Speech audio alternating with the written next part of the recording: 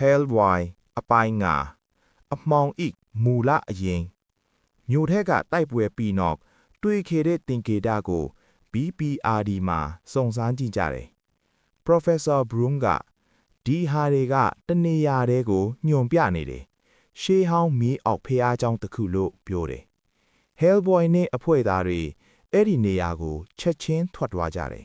။မြေအောက်ကဘာတဲ့တို့သူတို့ရောက်တဲ့နေရာကကြောက်တောင်အောက်မှာဝင်ပေါက်လွတ်ဝှက်တကုရှိနေတယ်။အတွင်းထဲဝင်သွားတော့ရှေးဟောင်းကြောက်တုံးတိုင်တွေ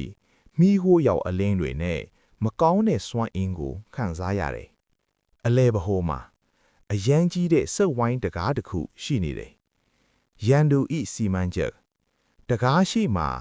ရခင်ကနေလှုပ်ရှားနေတဲ့ရန်သူအဖွဲ့ကတကားကိုအပြည့်ဖွင့်ဖို့ကြိုးစားနေကြတယ်။ Hellboy ကဒီတစ်ခါတော့မင်းတို့မအောင်မြင်ဘူးလို့ပြောပြီးတိုက်ပွဲဝင်တယ်။တိုက်ပွဲပြင်းထန်ပြီးတကားကအနှင်းငယ်ဖွင့်သွားတယ်။အတွင်းထဲကမီးနီရောင်အလင်းကြီးထွက်လာတယ်။စမ်းတက်မှုကြီး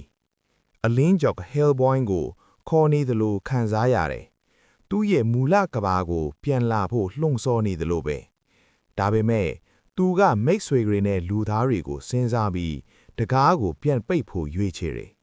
အဖွဲ့သားတွေနဲ့ပူးပေါင်းပြီးတကားကိုပိတ်နိုင်ခဲ့တယ်။အပိုင်းကအဆုံးမှာတော့တကားပိတ်သွားပေမဲ့အတွင်းကအတန်တခုနောက်တစ်ခါပြန်လာမယ်လို့ပြောသလို Hellboy ကသိနေတယ်။အမှောင်နဲ့သူ့ရဲ့ဆက်နွယ်မှုမပြီးသေးဘူးဆိုတာပါပဲ။